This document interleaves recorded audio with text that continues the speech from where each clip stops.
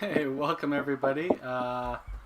We got Tim's out to lunch here. Oh, here we go. Damn it. It definitely is. Yeah. Podcast number 97. I was gonna say podcast McDavid, but I'm not quite sure if that's his actual number. I'm not an Oilers fan. It is. It is. In fact. Oh, yeah. I know it's Yeah. not like Taylor Hall's number, your favorite former Devils player, but What do you mean? 97 is He's- correct. He's the former every NHL team player. Yes. Yeah, what a plug. McDavid's going to get 100 points, just putting it out there. Ooh, you know what? Think so? Yes. He has what, 10 games to get 19 points, is it? Yes. Yeah. Yeah, they're going to put him on every shift to whore those points out. There's no doubt about it.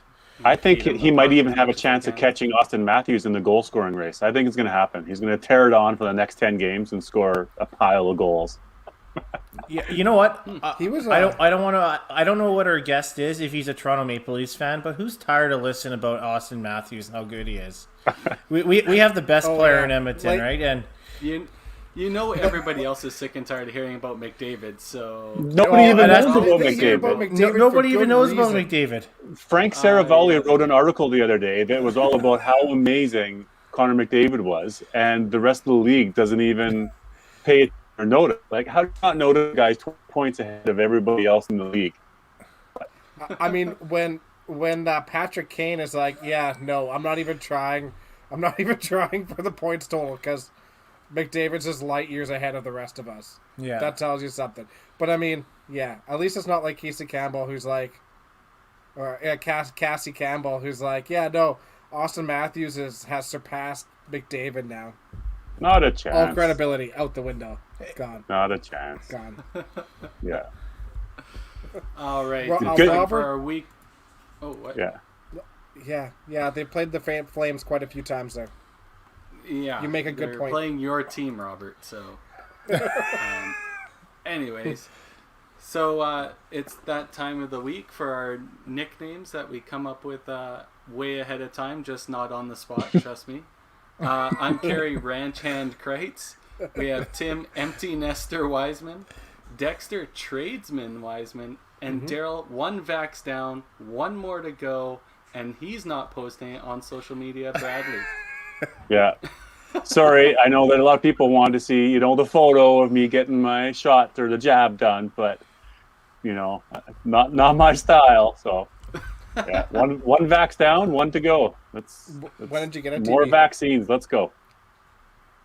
When did you get it? I got it last week. Yes. Yeah, And you it was feeling fine. good? Yeah, no complications, no issues. I got the AstraZeneca, and there was, nothing. I mean, even from the 10 minutes after, the 2 days after, no issue at all. So, Don't you notice it? Don't you notice your left eye is a little bit droopy? yeah, that's normal though, bud. Oh, okay. None of you guys. Did you notice that I have headphones in today? Yeah, it's This much is more something clear. new. I'm You're kind of crystal working clear. through some The- issues here, but No more yeah. dings, guys, right? Yeah. They'll probably ding. Let's see. Somebody no, somebody text me, please? Somebody text me to see if it'll. Yeah. Do you want his Okay. number? I give you his number Yeah. right now. It just Yeah, right Who wants on my the digit? Yeah. interwebs. No, None of you guys. we're not No old vaccines? enough. We're not old enough. Yeah, Not you got to yet. be at least 40, Daryl. But don't twins have qualify as underlying underlying health conditions? I mean, yeah, you're not wrong. You're not wrong. Tim is definitely my underlying condition. Could you imagine trying to call it? Hello. You know what? We I'd like could to get my prob- vaccine. But what's your problem? Well, I have a twin. Oh yeah, you're right on the list. Do you think we could actually get away with it if we just maybe got a big bodysuit and taped ourselves together and call us Siamese? I mean, we probably could get it, but do we get 2 shots or get 1? Is that like, is that a thing? Yeah. Yeah, I don't know how are we gonna do that? Where are we gonna put our legs? I just hope you We can't wear one pair of pants, Tim. just be the- lucky if I wear underwear. All right, well, moving on from there. Yeah. Next topic. Yeah. Good job, Tim. So what's new in everybody's life besides vaccinations and COVID? Well, how about you, Carrie? Carrie, you got what, 2-3 days left of tax season? You ready to see sunshine out there? Two Yeah. more. Can't wait. Big plans this weekend? You got a bowling tournament or something to go to? I wish. Yeah. Just a little bit of work on the farm. Hopefully only a little bit, and then maybe get to enjoy it. I don't know. Is the weather supposed to be nice? I don't even know what the sun looks like. Is that? I hear it's supposed to be rainy for the next couple of days. Oh, cool. Just tonight, It'll be and fine. tomorrow here in Alberta, anyways. Yeah. Edmonton, yeah. Okay. But by the weekend, it's supposed to be nice. Golf probably this weekend. Probably get my first couple of games in Saturday, Sunday. Men's league golf starts Monday night. Oh, nice. Nice. It's time got some new twigs, so Good for you. Perfect. yeah, I'm gonna swing away. I haven't heard anything about. I guess there's probably no team sports yet, probably, right? Even though it's outside and less than. What is the Alberta limit for outside? It's still 10? 10. And there, social yeah, distance, the team limit. Like I'm on the soccer board as well, and the training rule is either maximum of 10 people, no games, so you can't actually wear jerseys and play games, or 1v1 one-on-one training. So still really limited here. I'm not sure when that's going to change and what the outlook looks like, but we're definitely backing up the season likely. Until we can actually, kids want to play games. We know that, right? They don't want to just do pass the ball or training or ball control. I mean, it just gets boring after a while. So that's been tough. Yeah. I was going to make a stupid joke there, but I didn't want people jumping down our throats. I believe COVID. I'm getting a vaccination. I think everybody should stay away from each other. I was just going to say COVID hates jerseys, so I totally understand why you're not allowed to wear them. Yeah. What about slow pitch, Carrie? Is it coming on the horizon? I think the same situation. No team sports or anything like that yet. So Yeah, probably I would think late June, early July. Probably we'll hear some stuff. But We have no leagues, that's for sure. But I did hear a couple of underground illegal slow pitch tournaments running last weekend, and I hear there's more illegal underground slow pitch tournaments running this weekend. Alberta would never do such a thing. Wow. Don't Yeah, that doesn't Yeah. sound like Alberta at all. And you wonder why we have 1,900 Yeah. cases today. What does all the other provinces, are they similar to us as far as sports go and activities, or is it? I think BC's right in the same boat as Yeah. us now. Especially with them locking, Ontario definitely not. Yeah. Yeah. They locked even I think regional travel as well in BC. Yeah. So you're not allowed to move from the interior to down to the Yeah, island or anything. you have to like stay that, within so- your health zone. Right. What bowling centers across or bowling provinces are able to have bowling open still? Manitoba. Manitoba. Manitoba's the only PI, one that can play. PI and Newfoundland. And Are able to play, right? at Northwest Territories in Yukon. Apparently Ontario you can't even golf. Yeah, I No. saw that there from Jeff. That's crazy, right? And they're one province that you can't golf, but they're going through a pretty hard time, I think, with the big numbers in Totally. cases, right? And then there's Manitoba where you can golf and you can drink in the clubhouse, but you're not allowed to drink on the golf course at all because of COVID. No, they changed that. They changed. Oh, did that. they change it? Yeah. Good, because that's so backwards. I laughed hysterically. It makes no sense. No, Saskatchewan seems like it's fairly wide open, except for obviously Regina. Right. Regina shut down. Yeah. It'll be interesting to talk. Obviously, our guest coming up, but Nova Scotia, we just saw there that lockdown, the newest one, right? They're even not even leaving the houses, right? Trying to close the borders, nobody crossing, and Right. Yeah. Crazy. Well, I think it's about that time. We'll. I should shout out our merch and all that I stuff. should that start I writing usually names too. yeah, there's lots of comments in there. We got a draw tonight. Yeah, we got an all-star draw again, as they are our weekly sponsor again. Also, if you want to join us on patreon.com/5pinuniverse, you can become a sponsor as little as $2 a month. And I know we haven't been releasing anything on there as of lately besides the podcast, but obviously we're kind of stuck in that COVID zone where we can't do anything like that at the moment, but we're hoping to get that up and running here shortly. So we'll run our commercial for All-Star Bowling Sales, and then we will bring in our special guest of the week.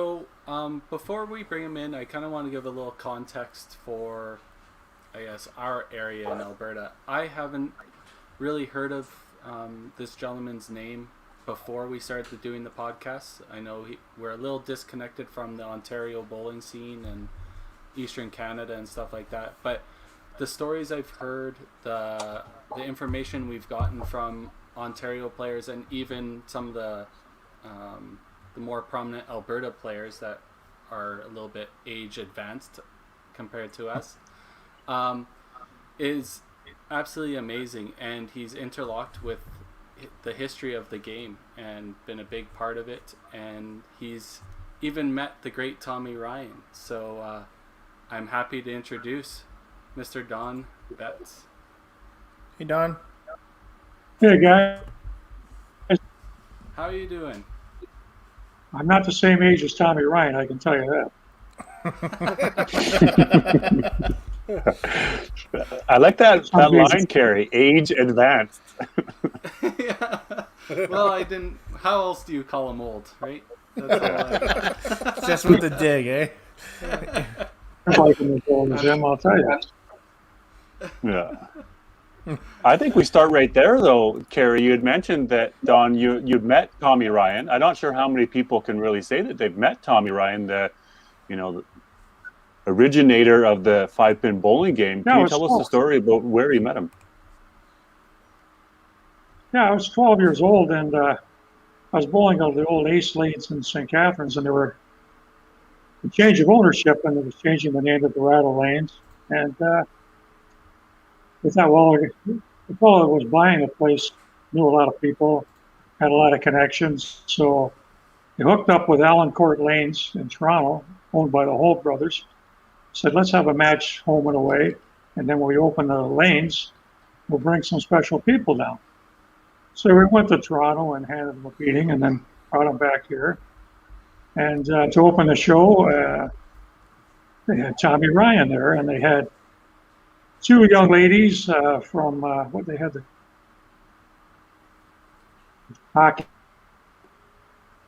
followed by the Don Messer Jubilee, and Joan Fairfax and Joyce Hahn were there, and Tommy Ryan.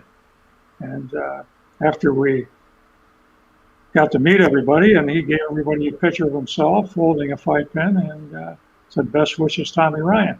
Just a wonderful gentleman. From what I can remember. And we were fortunate to meet him that year because he passed away the following year. Now, you had mentioned earlier that you didn't really recognize the importance of meeting him at that time. No, but probably for another 10 years before that. Holy cow, I met the guy that invented this game. It's terrific, And that's, a memory I'll never forget. Yeah, that's very cool. Yeah, that's really neat. So how are things day to day for you right now? I know we are talking, lockdowns and Nova Scotia over here is now, yeah. We're locked down tighter than a drum for the next 2 weeks. And we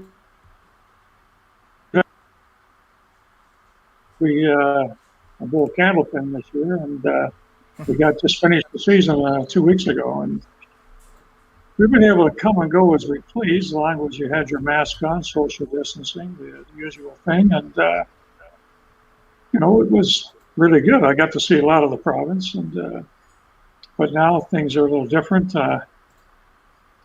In a way, I'm glad, a certain way, I'm glad we're here because my grandkids are here and my son and daughter-in-law, and so we're able to see them. And I don't know what it would have been like if we'd have been stuck in St. Catharines and not being able to see them at all. But now we're, and hopefully things will get better. But up until now, we've had a pretty good run. Yeah, that's awesome. That's super neat that you took up Candlepin bowling when you went out there. How have you been enjoying that? It's a bit of a change from 5-pin, that's for sure. But smaller, lighter balls, that's probably not a bad thing either. It's kind of a hoot, to be honest with you, because I gave up bowling a couple of years ago before we moved out here. I hadn't bowled for a couple of years, period. And the guy said, "Why don't you come out here and try Candlepin?" So I went down the bowling alley. They got me on a team, and I've just had to scream with it because I don't take it serious. You know, it's they tell me, "Hey, you're doing good. You got a 112 average." Well, okay, doesn't mean anything to me. I don't. There's nothing to. The closest I can guess, if you're carrying 212 or 112, you're carrying 250, 260 in pipe, and that's what the best I can figure. Right. But it's a fun game. It's different because the only 5-pin lane is 2.5 hours away at the base in Greenwood. Right. It was Candlepin or nothing, and a few of the guys have reached out and said, come on down, join our Sunday league in Greenwood. We bowl once a month, and we bowl 10 games at a time. I said, yeah, I don't think so. That's a lot. That's awesome though. Yeah, a totally different game.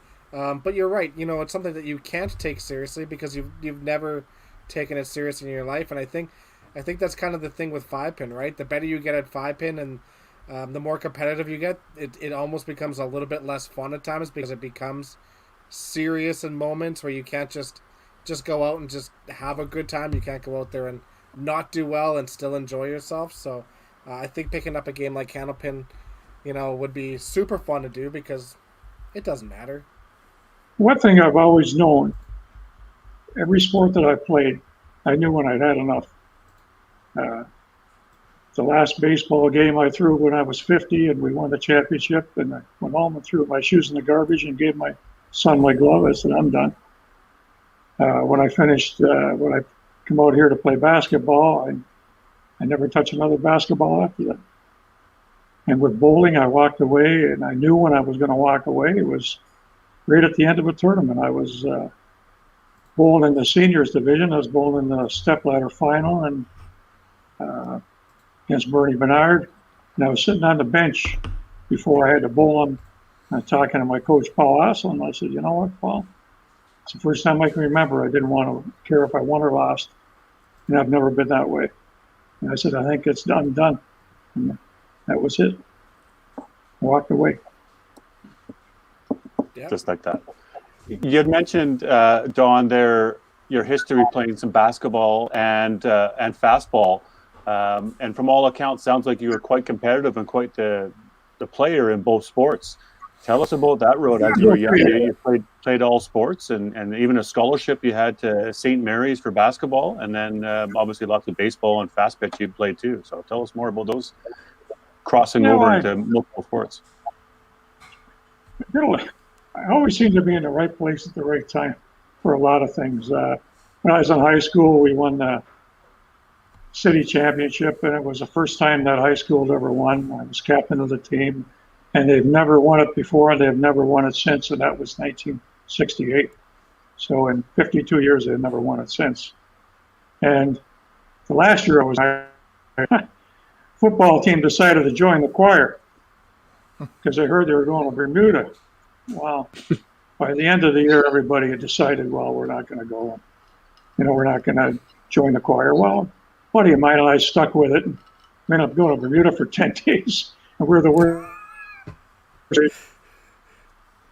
We were so bad they made us the MCs. But you played sports all around back then. Like we weren't specialized. Like and then they specialized in one. But back then we played. I played football, then I played basketball, then it was track and field, then it was baseball in the summer. It was just year-round thing. Baseball, I was playing shortstop, and our pitcher broke his finger, and he says, you think you can pitch? And I says, yeah, I'll give it a go. And I pitched for the next 25 years. So, just, one of those things. And basketball, I used to went to St. Mary's, and things didn't work too well. And I was down there majoring in the racetrack and poker. So poker was my minor, racetrack was my major. So it was a great year, I'll tell you, outside of basketball. And bowling was just more like it was something to do.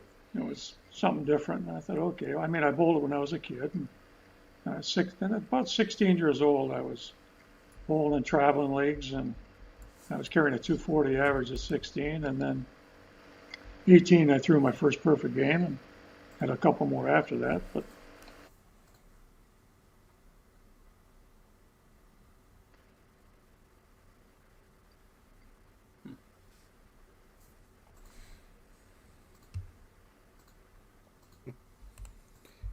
Did we lose some Sorry, audio? might We're have good. lost- Yeah, I think we're good. I think we just lost audio. a little bit. lost audio a little bit. Oh. you okay now? I think so. So you threw your first perfect game when you were 18. That's I was amazing. 18 bowling in a traveling league, and you know, frames are year out because they're carried 8 or 9 guys in a team. So I shot 1596 for 5, but in the ninth or the fourth game I think I finished with 6, then threw 12 the next after that. But that's back when you had pin boys too. We got into that conversation last week, or was it last week or 2 weeks ago Yeah. about the pin boys? Yeah, it was last week. Yeah. Having some favorable sets or some some dirty sets. Oh, I tell you, I think he kicked it over, but I just didn't want to say anything. I think he got me for about $20 about 10 times. You know, every time he saw me, hey, Dylan, remember when I kicked that corner but over? Yeah. Worth That's, every penny. You know, you had said you had 6 strikes to finish and then 12 to start the next game. Did you start the third game, or were you done? Did you start the third game with a strike? It's 5 games. I don't know what I had in the third. I think the fourth game I ended up 350 or something, and then right into the perfect game. What I'm getting at is, I wonder what's the Carrier and Dex and Tim? What's the most strikes that you've thrown in a row? Carrie, you threw a perfect game. Did you finish with some and start with some? Yeah, the most I've thrown. Oh wow, I think is only 16. Okay. Yeah. Dex. I don't keep track of anything. Like I said, I was never a stats man. Yeah, I'm the same. I don't. I know my high game, and that's pretty much it. I don't know a high triple. I don't know any of that stuff. You make it up every year on the stats forums. Like, I don't know. It's a different stat around here somewhere. Yeah. I talk about the most strikes in a row because I think we've heard about Gino or something at one point in time that finished with an 8-bagger, threw a perfect game, started with a 7-bagger, and next thing you know, he had 74 strikes in a row, right? Yeah. So, it'd be interesting to see what the most number of strikes in a row that somebody has thrown. I think Gino was 26. Gino Zibar. Yeah. Gino owns the record at 26. Yeah. So he's a legend out there for that too, eh, Don? Yes, there you Gino. go. Yeah. I'll tell you one thing about Gino Zibarth I won't forget. I had cancer. And one of the teams from Hamilton was telling Gino out there, because I knew Gino pretty well, and he said, Don's got cancer. So what he did is he sent a hat back from all the guys from Alberta, signed it, and sent it back for me to wish me good luck. So don't forget things like that. Right. Gino is an awesome guy. He is. He's definitely known for being, let's call it, animated on the lanes. But anybody who knows Gino knows that he's got the biggest heart of anybody. I've often said if I broke down anywhere in Alberta and I called Gino, he'd be the first guy there. Like, for sure. Almost. I had to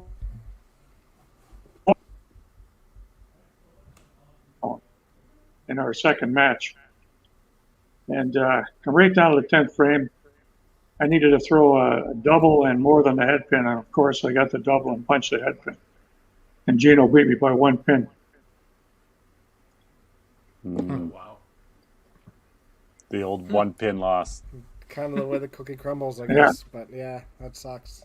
Well, he was just getting even for what I did to Greg Gigalek in 84. I struck out, I left the corner from the last ball. I beat Greg by 1 pin.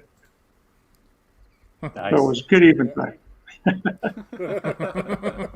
Yeah. Uh, I always you- had a lot of fun with the guys from the West. Yeah. Yeah. they're Did you very know that good you crew. needed the strikeout? Oh yeah, yeah, Of course. yeah. He was finished, and I went up to throw 2 strikes in a 43 count. That's what I got. That's awesome. That's Amazing. nice. So I'm 1-1 So- against Alberta. No, wait a minute. I'm 2-1 against Alberta because I beat Bruce Mortar in that was KG. Oh, But they probably were in the, can't remember those. Selective memory. yeah, that's right. Absolutely. So back in when did you start getting really competitive in bowling? Was it sort of, you had said about 240 average, as a 16-year-old, and then your first perfect game at 18. Did you start playing in the open tournaments right away out of high school and start No, competing in those? I know you've got quite an Don't forget extensive. the Open. Back then, you had to be 21 to play the Open. Okay. So I was 18, and then I went to, like I said, I went to Halifax for a year. I came back, and I think it was 72. Bruce Lounsbury, a good friend of mine who passed away, he was running the bowling alley at the Penn Center, and he said, "You're going to go in the Open?" I says, "What's the Open?" He said, "Well, it's, we bowl 10 games, 3 weeks in a row, bowl 30 games, and you make the team, you go to the provincials." And I said, "Oh, okay." So I went out and I threw 370 the last game to make the men's team. And from then on, I fell in love with the tournament. You went to Hamilton against 24 other zones, and it was so tough to get out of our zone. Never mind, go to the provincials and try and win. Get out of our zone. We had, I don't know, probably 40 guys that could make it, and 30 that were 250 or better. So you knew when you went there, especially after 30 games, you weren't going there with any fringe players. It was over 30 games in 3 different houses. You better have your A game or forget it.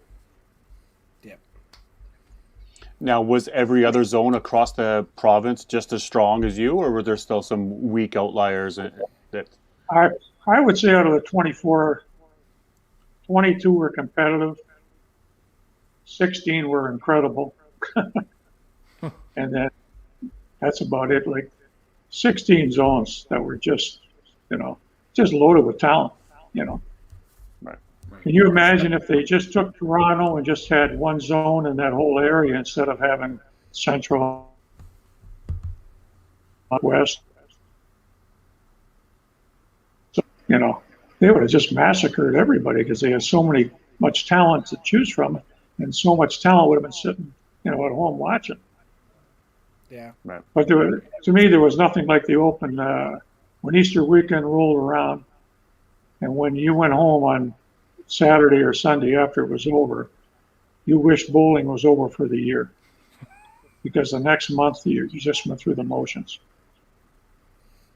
Right, because if you didn't win, then you're like, I'm done. I might as well just focus on to next year. But if you're the lucky one to win, sure you do it, eh? That, you go home and you say, I'll never throw another ball again. Boy, then September rolls around, you can't wait.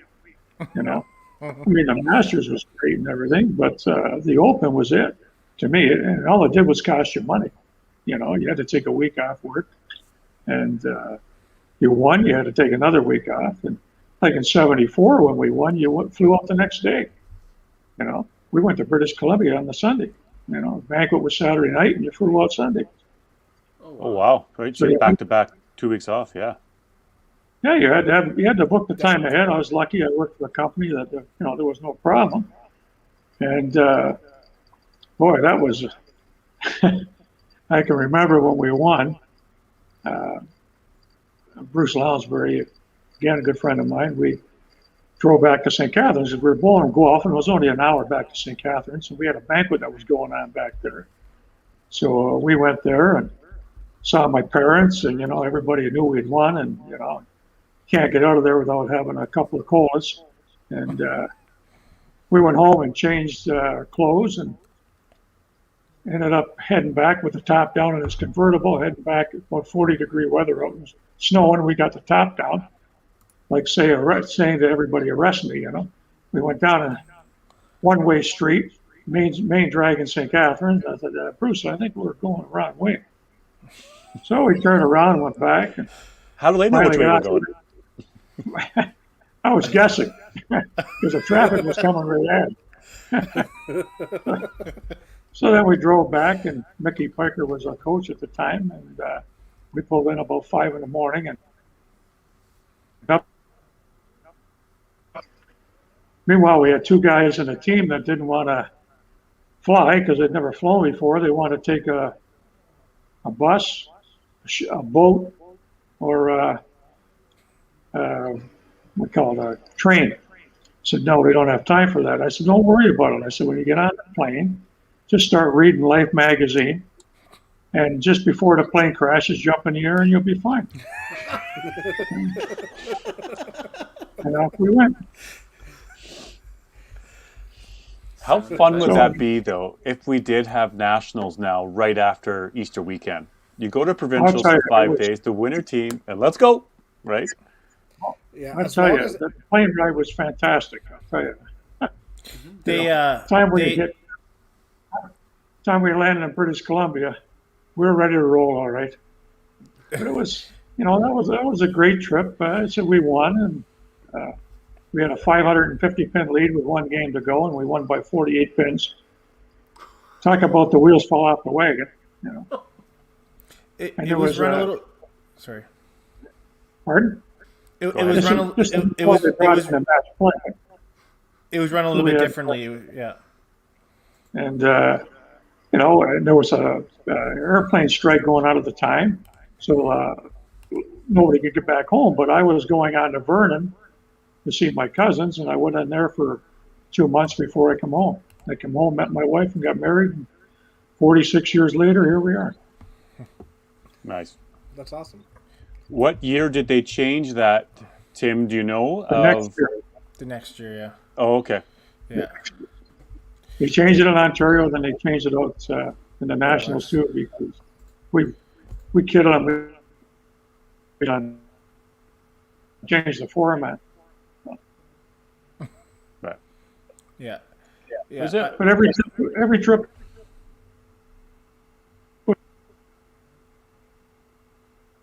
Sorry, what was that, Don?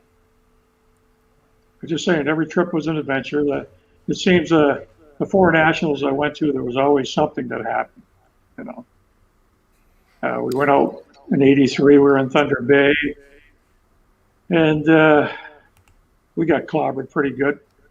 And but one night we decided, Paul Aslan and myself decided, well, we're going to go visit the hospitality rooms. We heard there was hospitality rooms. The first one we walked in was Saskatchewan, and they looked at us like we had 3 eyes. They'd never seen Ontario people come and visit. So that night, we went and visited them all, and we were not feeling very well the next day. Must have been. We were sitting at our table trying to eat breakfast the next morning, and President Jack Hales sat down at the table and probably paid us the best compliment we ever could have had back then, especially after we were getting our butt kicked. That he did more for Ontario by going to those hospitality rooms than anybody's ever done in any year there. So that was nice. Like I said, every year there was something. You want me to finish this line we're talking about now? Absolutely. Okay, 84 we go out to Saskatoon. We leave Ontario, it's 75 degrees. We land in Saskatoon, it's snowing. So I don't know whether it was the weather change or what, but we checked in the hotel, went down the bowling alley, and said, okay, we're going to throw a few games. Coach Paul Aslan said, all right. So I threw 2 balls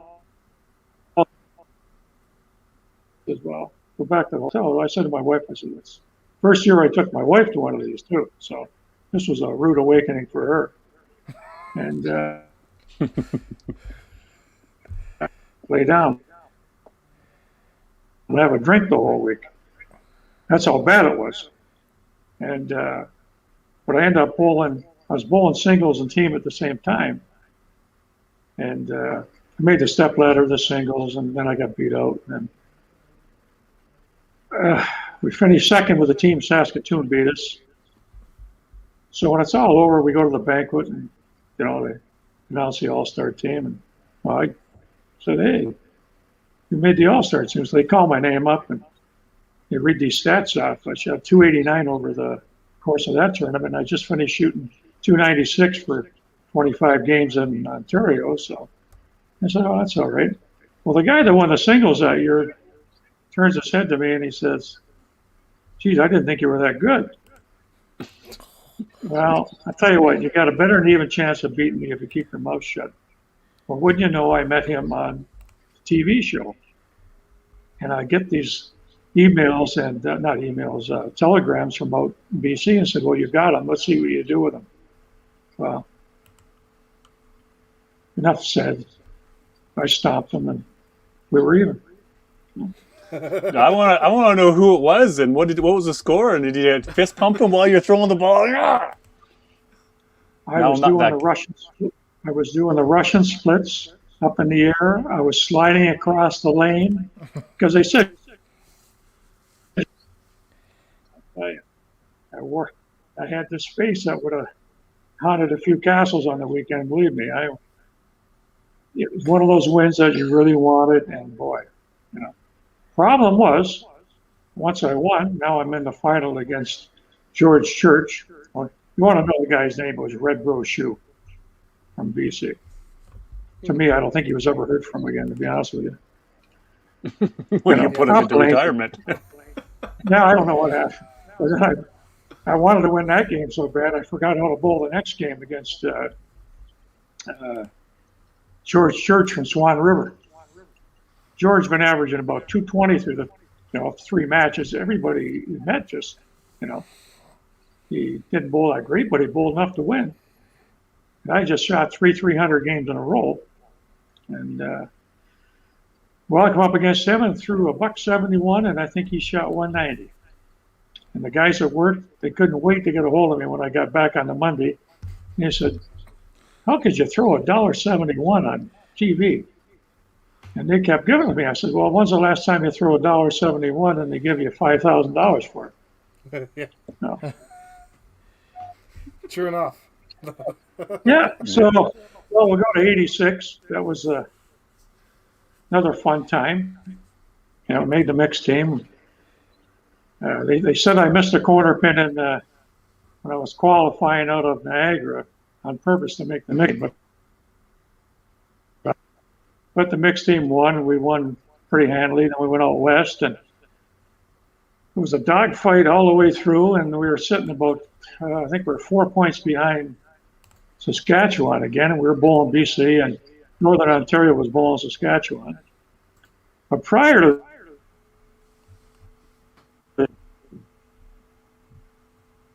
their coach say to their guys, "There's no way you can lose to Ontario because they're nothing but drunks and ladies of ill repute."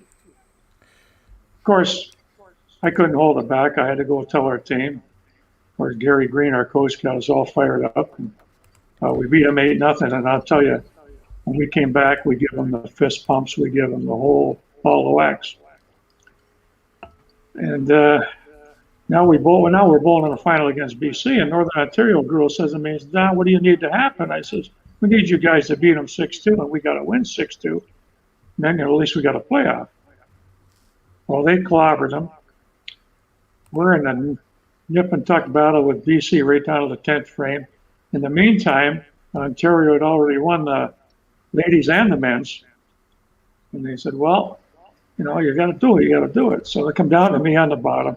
Of course, everybody wants to make the last foul shot to win the game or throw a strike to win the game.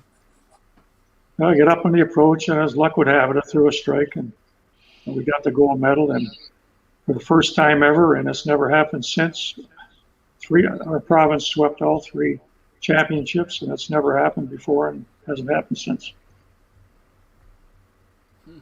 But a lot of things happened out there too. We haven't had men's mixed or ladies that have won them all. We won the men's mixed and ladies, And my buddy Greenside, who was bowling singles, finished third, the bum. And Connie Dreyer finished second and got the silver medal. But we also, that was the year they had Expo, so we were able to go out to Expo for the day. Yes. They took the other day off and we went out to Expo for the day. And I think we saw maybe 3, expositions, and then we saw pretty good. But what happened to us out there too is Gary Green and myself, our wives were pretty close friends. And they pranked us. They said, what we didn't know is they bought us the same outfits for the swimming pool. So down we come in our nice yellow outfit. And I get in, I walk on one side of the pool, he walks in the other. We look and we got the same outfits on. We looked like 2 beach whales with harpoons in them, I'll tell you. It was a lot of fun. Okay, guys, go ahead. Sorry. No. Hey, I also heard a rumor from your good friend that you did call out that there might have been a streaker one year. Yeah, there was. Geez, I seem to have lost his name at the time, but streaked the bowl out of Commodore Lanes in British Columbia. He was in the Ontario contingent. Can't remember his name offhand. He was kind of a wild and crazy guy, anyway. Well, we had a lot of adventures, believe me. We pulled a lot of pranks, one of those things. Sounds like you had some fun. That's awesome. I can embellish a few if you like. One of and his nickname is Daffy Duck. And you wonder how he got it. Well, if you knew him, you'd know why. But Who is that, sorry? Steve Greenside. Oh, okay. Yeah. We're out at the Nationals for the Masters. And Kevin O'Leary and myself, Kevin O'Leary from Newfoundland and myself.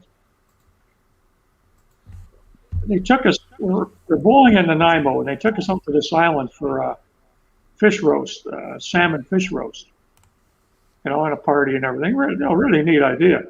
So we got out to the island there. Stevie was roaming around someplace, but so me and Kevin sat down and we ate, our fill of fish, and it was terrific and everything. And Stevie come back, and we just had beer in front of us, and he said, are you guys, not eating any fish? He said, no, you can't eat fish when you drink beer.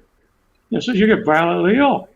Stevie looked at us and said, are you kidding me? I said, no, not kidding you. He says, see any fish in front of us or see any fish in the guys next to us? No. So he sits down. So this goes on for about a half an hour. Nobody's saying anything. Then we tell him. We wait till the last piece of fish is gone. Said, Stevie, why don't you go get a piece of fish? He said, no, I don't want to get sick with the beer. I said, we're only kidding you. Of course, now he goes and try to get some fish, and the only thing left are a few crumbs of potato chips, I think. So that's when we started calling him Daffy Duck. So what happens is Kevin O'Leary we meet each other in the semifinals for the singles. Place is packed. Me and O'Leary are good buddies, and we're having a good time. Hey, he had gone down and rented a Daffy Duck costume, and he's standing behind us dressed up as Daffy Duck. Nice. So that was just one of the crazy things. And that night at the banquet, Kevin and myself dressed up as New York Yankees, and we hang towels because the Yankees were way out in front, and Blue Jays were about fourth. So it's different provinces. Everybody got a crank grip, I guess you could call it. Well, that's enough of that. Sounds like there would have been some good photos out there, probably lingering somewhere on of your. I have some team photos there, DD. I can bring him up, Kerry. Sure, that works. the Yankees photo would have been fun, but some even like the meeting Tommy Ryan photos. I mean, you've got probably great albums, but we dug up a few photos here from the '05 Facebook page. So That was 86. That's the year we went to headbands. We decided like we it. always Niagara always had hats. Okay, we always got hats for about 20 years. I started that Yeah. about. I was into it. Now, Gary, the guy with the beard, the second from the left, he was a coach. He's the only one who was allowed to wear a feather because he was a North American Indian. Nobody else could wear feathers. nice. I love it. I love the headbands. That's awesome. I love the outfits. Like the probably would have been some tight pants, polyester pants, and the shirts would have been pretty warm, I'm sure. Well, they were knit shirts, yeah. Yeah. And I like that It they was, allowed the red pants. Yeah. Yes. It's funny, we had those in Ontario, or not Ontario, Niagara. We had different changes of uniforms, and we had gone to red pants for years. So when we, got red pants for Ontario, we also had our red pants from Niagara. So we had, 2 sets of pants when we went out there. I like it. Now, Yeah. there you What go. a crew that! Holy cow!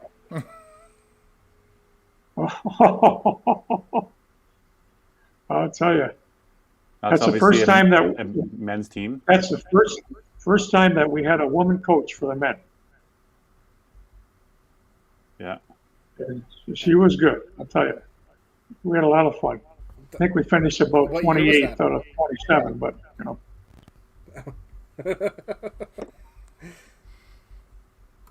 Now, fair to say That's that Ontario would have been the most competitive in that, decades, 70s, 80s, in there. Overall, as Yeah. a generalized statement, is that fair to say?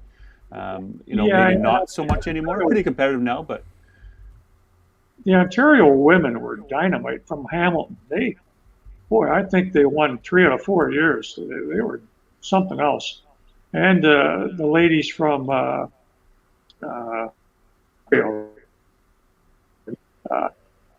men's team, we went on a bit of a run there, 83 and 84. Not very often you go back to back from, and it was something else. I'll tell you, it was fun. When you lost now after being to the Nationals, your year was really over. When you lost at the provincials, because you're so used to looking forward to going to the National. That's a team we got murdered. But you see the guy in the middle at the bottom? Every time when he threw his first strike, he did a backflip right on the lanes. we need to bring that back. Now, Somebody this needs is to bring back the backflip. I feel like if somebody did a backflip now, they'd get punched out. You know what? A5 has insurance on their bowlers. We're okay.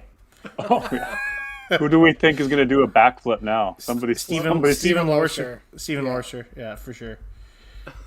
I know in '84 was when we got to meet Tommy Patterson with the headphones. Yeah. And if you see that jet, Mr. Schools was probably 57, 58. Terrific bowler, just incredible. But he never got excited. He never got, wound up. We were all the crazies. He just kind of watched the show. But we saw the headphones and we said, Johnny, you're bowling against him. And Tommy had said, and Tommy probably won't up to this, but Tommy had said, how come you put the old guy against me? He's the guy in the middle here now in this, up on top, next to the big fella. And he said, why don't you put somebody good against me? Well, Johnny gave him a lesson. And like I said, Johnny wasn't excited, but we said, hey, Johnny, don't you jump. We jumped about a foot off the ground. He says, how's that? And that was it. Yeah. That's awesome. But Nice. Tommy's a great guy. The fierce competitor. we had our run-ins because we had different ways we handled things and different. So you're going to have different classes of personalities. You know, I was more of a wild card. You know, I like to have fun. I took the game serious on the lanes, and once I walked away, I was just going to have a good time. You know? I can remember one year when I finished first overall in the singles for Ontario. I think I won by 700 or 800 pins. I used to shoot, I don't know, the first day I'd shoot 1,300, maybe 1,325 for 5. But for the next 4 tournaments on the Sunday, I shot 15 and change. And that was about being out all night and, you know, getting there in time to bowl. You know, that was the way I trained. I think that's why they wouldn't let me go back to the bowling school. They had me on a seminar at the bowling school one year, and they were asking different guys how they trained. And, you know, they'd ask Ian Cameron, what do you do before a tournament? And you know, he'd say, well, I'd throw maybe 20, 25 practice games and, you know, get ready for the tournament. And they asked Dale Strutt, and he said, well, I'd throw, you know, practice bowl 3 leagues a week. And, you know, and they'd ask me, I said, well, I'd stay out all night. Then I'd go bowling, you know, have a couple cold ones and ready to play. I don't know why they didn't ask me back, but that was it. Yeah. Donnie, I see something happening here. You're Donnie Betts, DB. I'm Daryl Bradley, DB. I think that you and I would have gotten along just fine. That was sort of my mantra as well. And I never got invited to the bowling school once, even to begin with. So you broke that lesson. You broke that for me. Yeah. That was the way that I sort of rolled too. And I worked you know, with the kids. yeah. It's funny because for 2 years, my wife and I, we ran the Bantam program at Playmore Lanes, and our kids were bowling. And like my one son, we were the only family twosome to win the provincial championship back to back. And he was, yeah, he was one of those kids that once he got him on the lane, look out. But I guess he was a lot like his father. Until then, he didn't care. But once they turned the lights on, it was time to play. And now he lives in Texas and bowls 10-pin. Oh, wow. But it's you know what? It was a good part-time job too. The sport. You know, I'm just looking at some of the stuff you guys got written down, and like I only bowled 5 years in the Masters, 6 years or whatever it was. Before I bowled, and when I bowled a second time, and it was just expensive. It was, you know, you're going away especially if you're, you know, 2-3 hours away, you're staying overnight, you know, or driving down the night before. So a couple nights in a hotel, and, you know, you add your gas and your money, and you're paying $165 to bowl. Well, now you're up to around $400. Well, it's $1,000 for first. The plant I worked at, if I worked there for the weekend, I made that. So now I had to make more than $400 to tell my wife that it's okay to bowl. You know, that was one of the main reasons I got out of it. It was just it got expensive. And, it was great competition. Boy, if you didn't, you know, we had 90 men bowling, I think, at the time. And you 260 something, you didn't make the cut, and you know, 32 guys made the cut. And on the step ladder, you didn't shoot, you know, 275, 280 average. You didn't make the step ladder. And Yeah. it just, I don't know, maybe because, like I said, where I worked at the plant, the money was good, and we were working a lot of weekends, and in the end, the ends didn't justify the means. Enough was enough. That's all. I know 1 year between the Masters and the Open tournaments, a friend of mine who passed away, Mickey Piker, we bowled 20 tournaments in 33 weeks.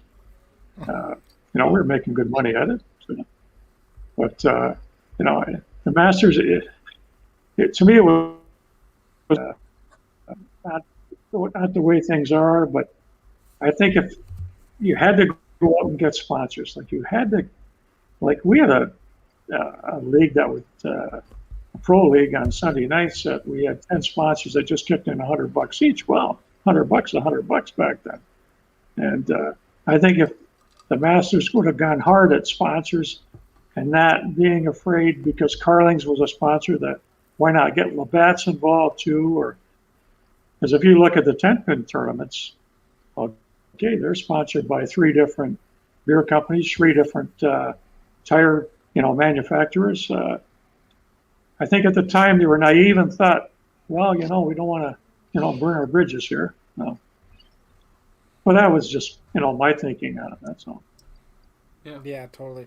I said I love the competition. We had a lot of fun. I think the first prank we ever played was first tournament we bowled the first year I was there.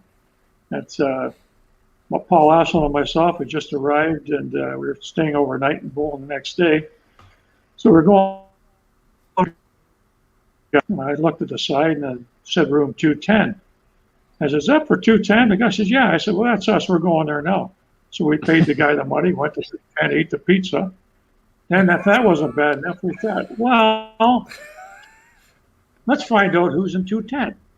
So we go downstairs, we phone from downstairs and say, is this Mr. Toss? He says, "Yes, we have a pizza down here. You have to come down and get it." He says, "Can't you bring it up to the room?" He says, "No, it's the rules. You can't." So he comes down in his bathrobe. We're sitting behind reading newspapers, so you can't see us. We're laughing our butt off. Well, he's madder than heck. So next day he comes up to me and he says, "Somebody stole our pizza last night." I said, "You got to be kidding. Those rotten sons of guns. Who the heck would do that?"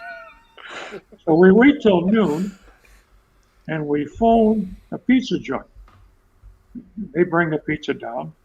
So we're making sure he's up on the lane and not watching. We said, "Go down there and deliver this to him. We give the guy a couple of bucks and say, 'Sorry, sir, your pizza's late, but here it is now.'"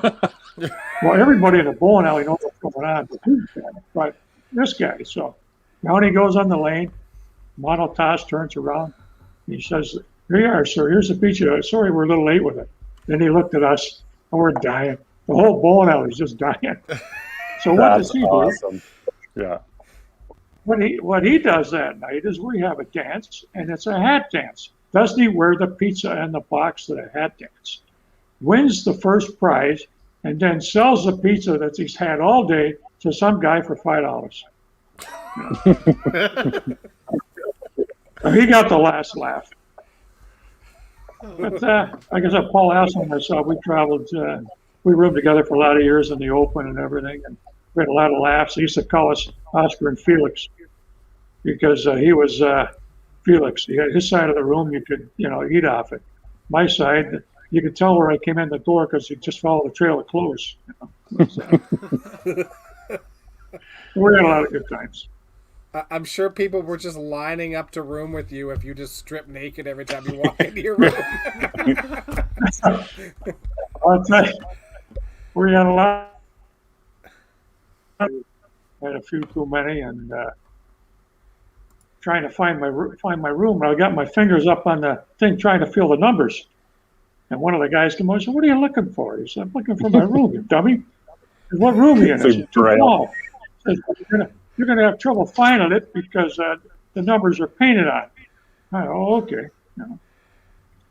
That's the way it happens. And he took me to my room, showed me where my room was. That's so we did different things. We had a lot of fun, but we got on the lanes. Everything was for real. And, it was kind of. I told says, "You sold yourselves to the devil." He said, "There's no way that you got a soul when you can go out and do that on, the next day on a tournament." And I said, "Well, that's the way things are. What are you going to do?" So he said, "I'm going to go out with you one night." So we took him and Ray Mamboquet, who had never won a tournament in his life. Took him out for the night. We were playing in Ottawa. We went over to Quebec and came back, and then we went back to the hospitality room till about 7 a.m. And Ray goes out and wins a 10% tournament, which was the big one for the Masters. And Paul didn't win a match the next day. He says, "I'll never train with you. Sometimes you win, sometimes you lose." I wonder if there's a story here. Greg Pederitis had a nice comment for you, Donnie, and he says something about go get the limo. Is there any backstory behind the limousine that you could share with us? Well, it was every time it seemed that the class Calcutta, which is, investment seminar, we just say, go get the limo, because whoever we got's going to win. Well, it happened 3 years in a row. We had Dale Boothman here, he won. Greg came second. We had him. We had Dale Strutt when he won. Like the only year I won, Jerome Rack had me. If you remember Jerome Rack, great guy. He was from Saskatchewan originally. Then he moved to BC. Just a great guy, and he had me in the investment seminar. And the guys are bad from Ontario, but that's the way things go. So sounds like Johnstone run right now. He's we need to start telling Johnny, go get the limo. Hey? Yeah, I agree. Totally. Go get the limo, fill it up, And quick story about Greg. And there's a few, but this one was priceless. We were at KG for a tournament, and Bill Williams and myself and him decided to go to Sears. I always want to pick something up for the ladies before we went home. Never went home empty-handed, God forbid. So we're in Sears, and Billy Williams looking at a dress for his wife. And lady, the sales girl standing there, and Bill says, you got this in me. And the lady says, yeah. And Pederitis says, have you got it? Bill says, no, it's for me, you dummy. So it was, we had a lot of fun. Greg was good to travel with, lots of laughs. We had him up on stage at the KG, and I'll tell you, he was hilarious. Just, one liner after another. And, it was pretty funny. We had a lot of good times. It sounds like you've had almost more fun off the lanes than on the lanes. Which is good. Sure. Right? Oh, that was the name of the game. I was, I took my wife, I think, for the first 7 or 8 provincials. And finally she said, forget this. Says, I never know when you're going to bed. I know where you are, usually across the hall in the hospitality room. But, you're up all night, then you're going bowling. She just shake her head. But she did have one great line, I must admit. We were bowling in a mixed league together, and our back then, you brought your own. So our team liked to have a few. My wife wasn't much of a drinker, liked to have a good time. She didn't need booze. So we finished off a 26er in the third game. And so I said, see that? Not bad for somebody's drinking. She just turned to me and said, if you'd have been sober, you'd have shot 450. What are you going to say? Yeah.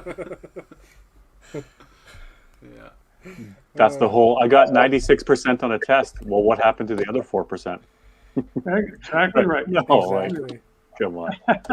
Yeah.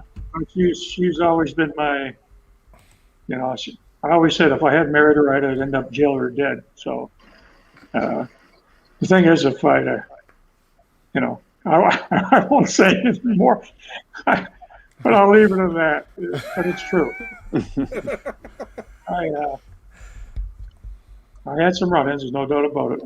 Did you play a lot of other, cash tournaments, events? Was there, thriving Ontario circuit? Where did you play most of that? Yeah, we played. They used to have a tournament every month in Toronto at April Lanes, and then the Masters had. I'm pretty sure it's 5 compulsory tournaments. Counted giveaways, like you bowl 4 and count 3 or whatever. It was. Then we had 3 open tournaments, then plus you had the 2 tournaments with the kids. We had the Grape and Wine, which was a big festival in St. Catharines, Grape and Wine Festival, and that was a big tournament. That was $4,000 for first. Only 50 bowlers allowed in it, and I won that one year. I won the Roast Festival, it was $2,000. But we tried Motor City Bowl. I won that one year. That was in Oshawa. We traveled around. I remember we went to we bowled at a tournament in Preston Lanes in Ottawa, and then there was a tournament the next day in Masson, Quebec. Dick Bellefouille and his son Mike ran it, and we went down and bowled that. We were we did a lot of things. Mickey Piker was who I traveled with a lot for these open tournaments, and Mickey was an expert at reading the lanes. He was just, we go into place and practice on different lanes, and he'd say this lane goes that way, this lane goes that way, and turn the speed up here, turn the speed down there, and it paid off for us. I think in that 20 tournament stretch, we won 8 times between us. One of us won, at least, 8 times. We always seemed to bring money home anyway. It was, and I only bowled twice a week for a while, and then once a week most of my life because we're bowling so many tournaments. That why practice through the week when you're gonna be away every weekend? Yep. It's that's a good thing to talk about there too. Is you even mentioned it, or it's mentioned in your bio there about learning how to read the lanes and learning how to change speeds, and learning how to read the lanes is something that not a lot of people do, but more people should do. Changing speeds, something nowadays is not super common anymore. It's definitely one of the more difficult adjustments to make these days. So that's pretty neat that you guys went out of your way to master those. We because you're bowling. I'll tell you a story. Some town in Quebec, anyway. I forget the name of the town. It's like we had about 10 guys come down from Ontario bowling it, and they had them dressed like duck pin lanes, like all kinds of oil. Like your ball came back with oil on it, and the guys couldn't get the ball to break, and I was lucky enough to slow the ball down, and but after the tournament was over and the step ladder started, and I made the step ladder, I oiled the lanes again. And I found out when I got into the step ladder that the 4 guys in front of me all threw that, duck pin ball, that backup thing. They throw the ball like that, and it turns halfway down or whatever. I couldn't figure it out. I didn't waste my time with it anyway. But I was able to slow the ball down enough that I was able to adjust enough for that. But they make a big production out of it. They had stands that they opened up, and the place was packed, and I'm looking, I got, 4 Frenchmen pulling in front of me, and I thought, oh boy, wait till they hear I'm from Ontario, I'm going to get booed out of the place, So I introduced the first guy. He was from Montreal. He got a smattering of applause. Next 2 guys are from Montreal. The next guy was from Quebec. Oh boy. I forget, some small town, and he got a good hand. So then they introduced me from Ontario, and the place goes wild. What I didn't know was they didn't like these guys from Montreal. So I thought, well, I'm Mickey. Well, like I throw, I slid across right in front of the fans and go, c'est bon, c'est bon. Well, they all go nuts. But I ended up losing, but I had a good time. But except for the lanes, like I said, they oiled them. It was like a rooster tail going down there. But, it helps. Did you throw a hook? Gotta remember, I did a lot of crazy things. I was 4-step approach and throw a hook, where everybody in the world was throwing 3-step backup. Maybe that's why Marshall Holman was my hero. He was, he had that fiery temper, and it took me a long time, but it took me a couple of incidents before I was able to curb that. I never kicked a ball rack or did anything like that, but one day we were bowling in the qualifying for the Open, and I punched a head pin and I whacked the wall, and it was a magnetic board. So of course everything came down on the floor, and boy, how good do you look now, picking up all these magnetic thing is trying to put them back on the board. You know, some of these guys ended up with 325 averages by the time I was finished, you know, putting the magnets back on. And then I think what really curbed my temper was we were in, well, I shouldn't say it curbed it, but it got close. We were bowling a plantation in Toronto, and I punched a hairpin, and we were on a wall lane, and I whacked the wall with my hand and didn't know it was plaster. My arm went right through.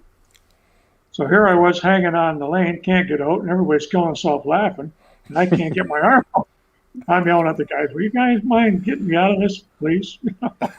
Well, you know, another embarrassing thing. You know, we had a couple run-ins on the lanes. The year we won in '84, we had a run-in with Lake Ontario in the round robin, and one of our guys accidentally slid in front of one of their guys, and, you know, all hell broke loose. You know, it looks like punches were going to be thrown. Then they finally got people there. Paul Haslam was getting into it with Brian Kay, and it's hard to believe I'm standing back watching the show. I'm not even saying anything. And, you know, usually I'd have been in the thick of things. Well, they get things calmed down. Nobody gets tossed out and finish the game. Well, up until now, I haven't said anything. Well, Brian Kay turns to me and he says, you haven't got enough.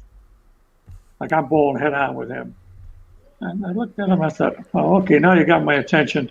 I threw a strike and I come back and I pointed at him. I says, I got all I need.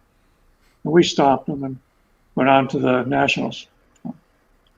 Just things happen. Like I said, I had pretty good temper. I'm pretty easy going off the lanes, but it took me a while to curb it. Instead of getting mad, now I jumped and I, you know, and slid across lanes and, you know, try to fire the team up.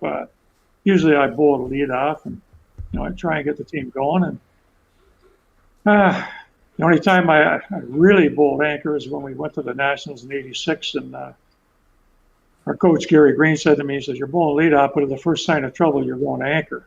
Well, we won the first game 5-3, and he said, "You're anchor from here on in." And as luck would have it, we won the gold. But yeah, Nice. we were lucky. We've talked about that lots on this podcast, about the position that you play in the lineup and what that leadoff brings, and you definitely give the impression that you would be a pretty great leadoff to get the team fired up on the lanes for sure, Donnie. As long as we threw strikes. Right.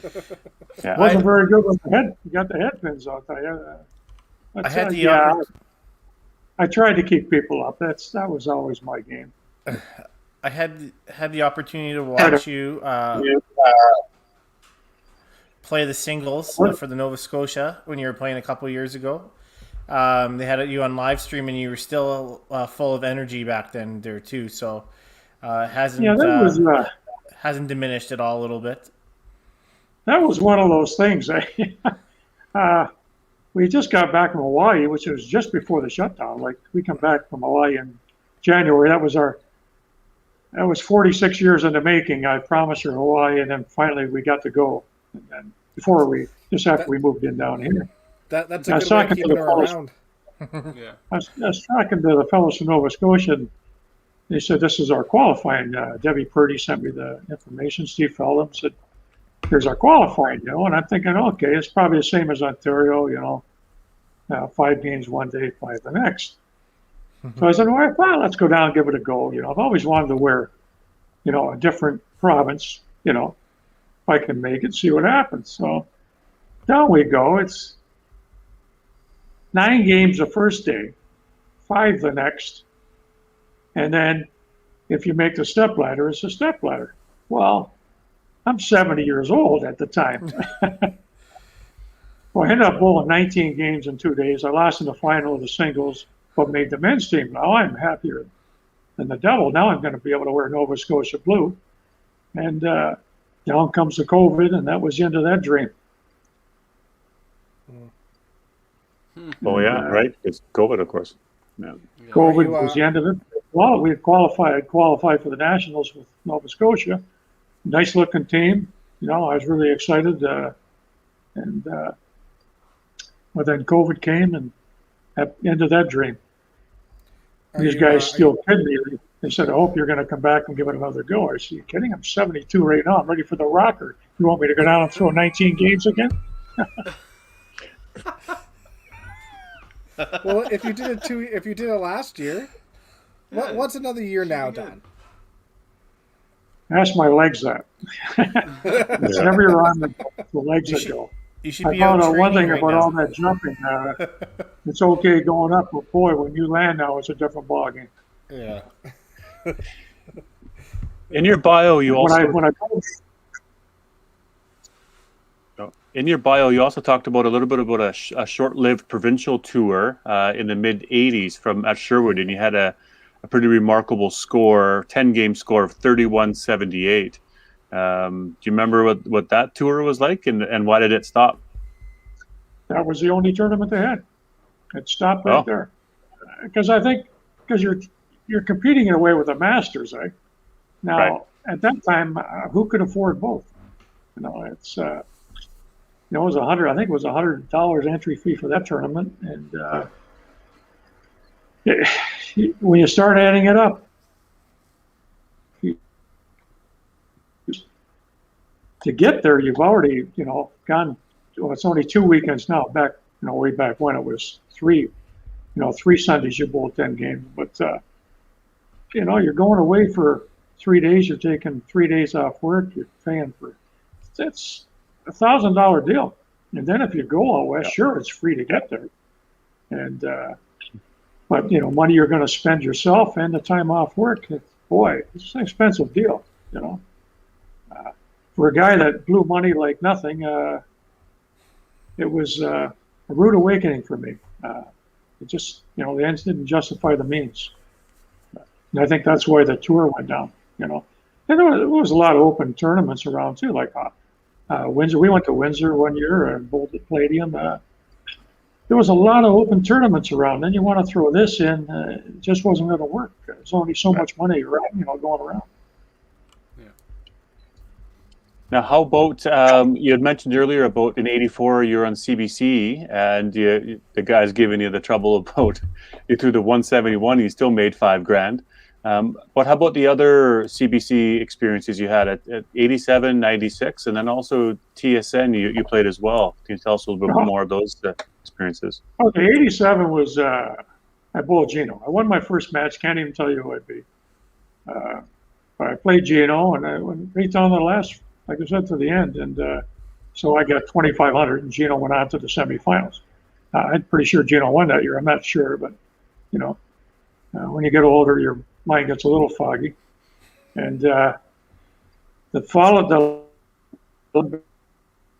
think I was back a year from having cancer, and I was surprised I went down and qualified and made it. I shot 2,800 or something to make the show, and boy, I think I bowled a young fella from Quebec. I know I lost my first game anyway.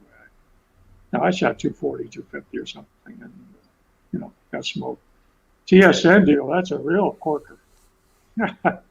We go down, and you got everybody down there for the show. We're in there a day early, and a few of the people, one of them, do you know Toronto very well? I said, well, I know Yonge Street. Where do you want to go? I said, well, they said there's a bar called the Zanzibar. So I got about 5 of them in the car, and down I go, because I know what the Zanzibar is. So down we go. We walk inside. The girls, I think it was Lori Thompson, I think was with us, and Lori Stefanik now, and a couple of guys anyway. One of the guys was a guy who was bowling the next day. He was from Manitoba. I can't remember his name. But we're all shooting around. Well, it's a strip joint. They looked at me and they turned about 3 shades of red. I said, well, maybe I can get you guys a job. And they said, get us out of here. Where we went. So the next day I'm bowling this. I can't remember this fellow's name. We made all kind of made a deal that, don't shut the guy out. Don't shut anybody out. Well, he let me win the 10th frame because it was 9-1. That was my TSN experience. It was a lot of fun, but short-lived. Yeah. That's too bad. Switching gears a little bit, you had mentioned Mickey Piker a couple of times. here, and obviously being able to read the lanes. And you had mentioned that he's one of your great mentors. But you've also got a few other guys that I know that you looked up to when you were young and played. Tell us some of those names and why they were really great mentors for you. Well, unfortunately, all of them passed away. But Jack Nichols, he's the one that got me. That's the first year they allowed kids out of YBC at 16 to leagues. And he's the one. You better do a lot of work, because when you're bowling intercity, there's 7 or 8 guys in the team, and you got 3 frames to prove yourself, no matter who you are. I mean, if you've got, a strike and, quarter pin spare and a pick or something, a few frames, we don't care if it's 3 head pins, you're on the bench. Well, I've never been on a bench for anything in my life. So I learned that in a hurry, and that really got me working on my game. Donnie Walker, he's another one that's got the competitive juices flowing, and he kind of said, you got to calm that temper down a bit, and take it easy. You're a little too volatile on the lanes. If I punched the head pin and say didn't get the side with the next ball, the third ball was an air ball, so stuff like that. And Mickey's the one that got me reading the lanes, plus a good friend since I was, I don't know, probably 18, 19. I know Mickey. Just a class act kind of guy, probably one of the best bowlers ever in Niagara, one of the best bowlers in Ontario at one time. He was just a super person. Johnny Scholes, you saw on 2 of my teams. He tried to get me to go to 3 steps and a backup. And that lasted about 5 minutes. He says, forget it, go back to your other way. And he's the one that got me really changing speeds. And, as you got older, I did a lot of other crazy things with, never mind changing speeds. Next time you pick up a bowling ball, tuck your 2 fingers on your hand underneath the ball as far as you can. Put your thumb up, and it hurts. But guess what? No matter how oily the lanes are, you're going to be able to roll the ball because it forces the ball to roll. Just something I picked up when I used on a TV show first time I was on, and they said it got me to the finals. I just forgot to bowl in the last game, that's all. Donnie Damon, I've known all my life since I was a kid. He was around when I started at 16 bowling intercity, and he threw the ball about 111 miles an hour. I threw mine about 40. But another guy that talked to me, he says, you want to be in this game, you got to practice, I'll help you. I was lucky. I had so many mentors, so many people that piece by piece, they put the puzzle together. And finally, it kicked in and the pieces fell into place, and I was able to play as well as I have and had as much fun as I had. I think a lot of it had to do with pitching softball too in the summer.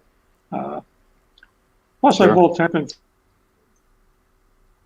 We had a shop leagues team, and that was, good time. I got out of 10 pin in a hurry. It didn't hurt my game at all. I was carrying 270 and 5 pin when I was bowling 10 pin, so it wasn't affecting my game at all. But in Ontario, or especially in Niagara, there was no money in 10 pin. I bowled in one of their tournaments. It shows you how crazy this is. Pulled up a buddy of mine. I said, you got a 10 pin ball? So I went down to their big tournament. This was their big tournament of the year. They had, I don't know, 90, 100 bowlers in it. And they have a step ladder afterwards, but it's handicapped, So, okay, I had about a 175 average. So down I go, well, I won the tournament. I think, hey, this is pretty neat. So I get a check for $300. And I thought to myself, this is your big tournament. I won $300, and the Masters you get, $200 for qualifying. Never mind winning the tournament. And I think that was the last 10 pin tournament I ever went in. But I also lose the St. Catharines, and throwing horseshoes, that doesn't hurt. Ask Walter Ray Williams. Yep. Because you're aiming for a spot. So all these things contribute, and having the people that were able to guide me and try and keep me out of trouble and trying to keep my temper under control really helped. Your mic's off, Dex. You're muted there, Dex. I'm hitting all sorts of buttons. If you had to choose between Candlepin and 10-pin, which one would you choose and why?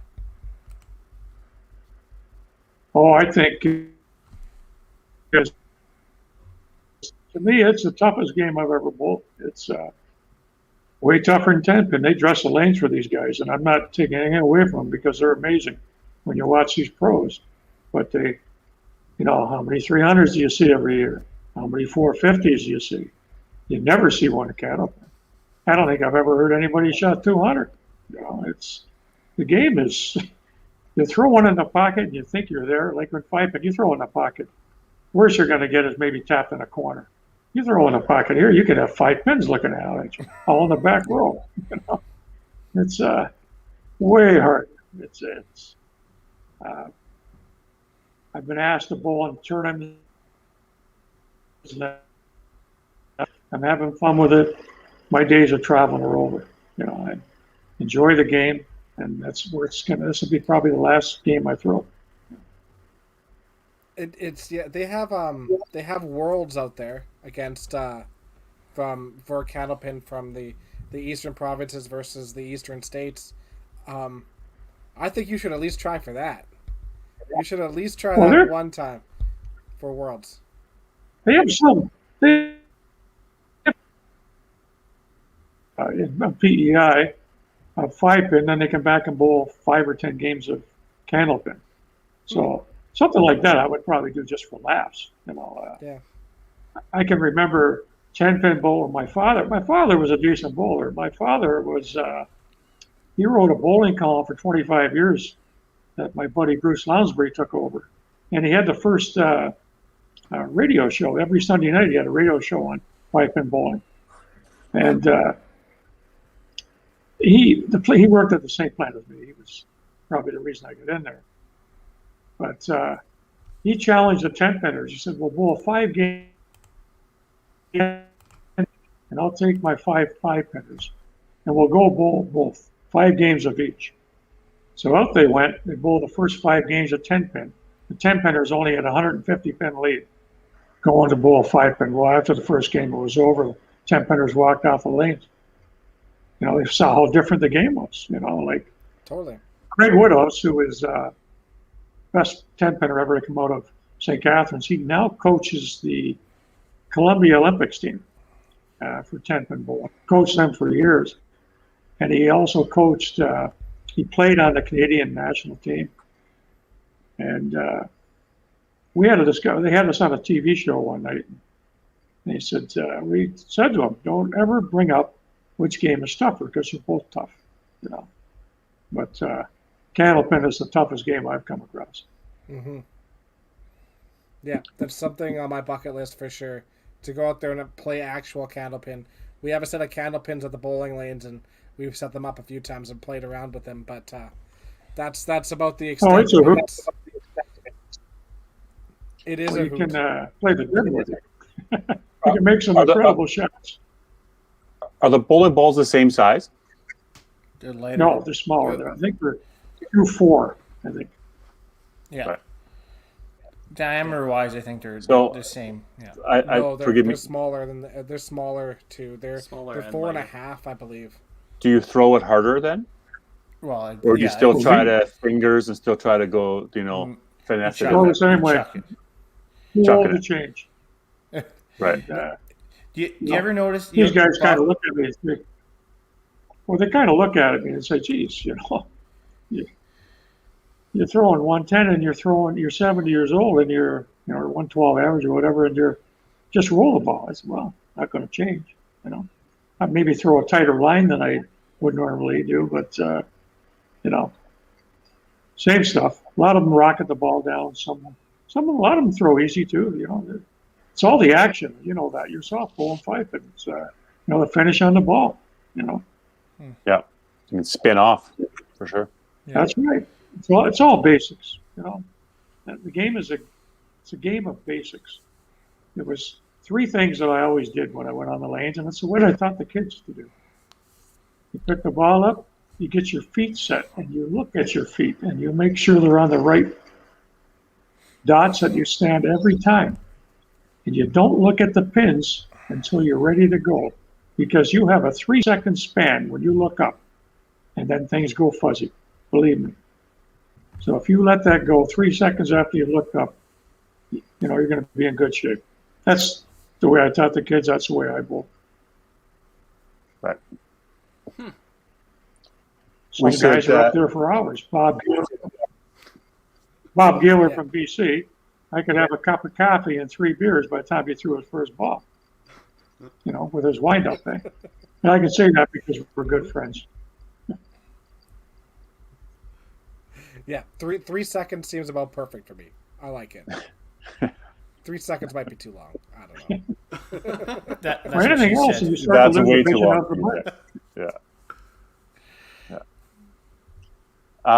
mind. This is an interesting comment. Gig Betts, is that a family member that's won CBA doubles with Hal Dickinson in 1954? Nice stat there. Yes, sir. That's my dad. That's my dad. Neat. He used to call him Giggles because he used to laugh a lot. He was an all-around athlete too. He when he was in high school, he used to kick barefooted, and that's when they had that oblong ball, and he used to average 50 yards. He played hockey, played everything. I couldn't play hockey because I had weak ankles, and good thing they had boards up when I was around, because that's what I used to stop with. That's me. I feel like that would be the Wiseman twins. Oh, I can make a left turn, can't make a right turn. Like that. No, I can't do anything, man. You can't skate, hey? Yeah. No, I can remember raising a puck once. I thought it was a mistake. Yeah. A couple of pretty cool accomplishments I'd like to get to here, Don, is you were ranked 7th all time in Ontario 5-Pin's top 90 project. That's a pretty cool accomplishment, especially to be 7th in Ontario. I mean, there's a lot of good players we've heard over the podcast and in the years in general. So that's a pretty neat accomplishment. How did that come together for you? That was a real honor. I had a few good years for sure, and to be put in the company of the guys that were in front of me and behind me and the ladies, it made me feel pretty good.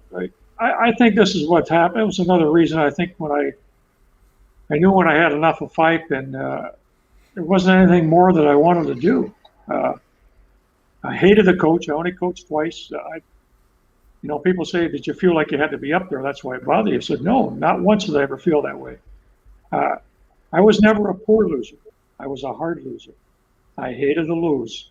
And, I walk off the lanes fine. But when I coached, and I watched us in the provincial finals, this is when they had the round robin, when you were down to 4 teams, you bowled everybody twice. We had a 10-point lead with 3 games to go. And we never won a game the second day. Blew a 10-point lead. And that hit home. I said to the guys afterwards, I said, maybe it's my fault. And of course, they're not going to blame the coach. They're the ones throwing the ball. But I blame myself, and I never coached again. That was it. Yeah, I feel like it's a different sort of responsibility, obviously, right? As a coach. Oh, it's tough. I shouldn't say I coached again, because I coached a young lady. This is a pretty good story. The young lady, 12 years old, parents came to me. Her name was Robin Crawford, and said, "Can you help my daughter? She's bowling in the singles in the zone." I said, "Okay." This is back in the time when you couldn't go down and coach them. Once they went to the zone, you had to stand back and not say anything. So I worked with her, a couple of times a week. She went and won there, and then she went to the provincials and finished 3rd. So they buy a 10-pin lanes in Tennessee called Walkley Lanes. She becomes a 10-pin bowler. She goes to St. Cloud State on a 10-pin scholarship. wins the national title, goes to Las Vegas to get I think it's called the Hobie Baker Award. I can't remember the name of it. And she was the best in the United States. And when she did her speech, she said, it all started with me. And, that was the best compliment you could ever give me. And now she works for Brunswick. She's married to Billy Orakowski. They were both on the tour. She was on the women's tour for a while, and Billy was on the Champion Tour for a while. And they both live in Michigan. And when I was in St. Catharines, a couple of times she came up, and I was able to meet her and see her again. So it was that was my one coaching thing that went well. Nice. That's pretty good. That's the one you ended on. You'd be like, Yeah. yeah, I did it. Just like all the other things he's saying. Yeah. Yeah. Like, I don't mind helping people, no problem. I will never tell you on the lanes what you're doing wrong unless you ask me. Yeah. And then I'll suggest something, but I will never coach another team or do anything like that. Well, we started that little tidbit about saying how great of an honor it was to be Ontario 5's 7th, and nice deflection to the coaching side of things. And for somebody else there, Don, good on you. But also, you were named top 100 bowlers of all time in 2009 as well. So that's a pretty cool honor for you as well. That was really good. When you're taking it over, the best in the last 100 years, we're going back, starting in the 30s and 40s.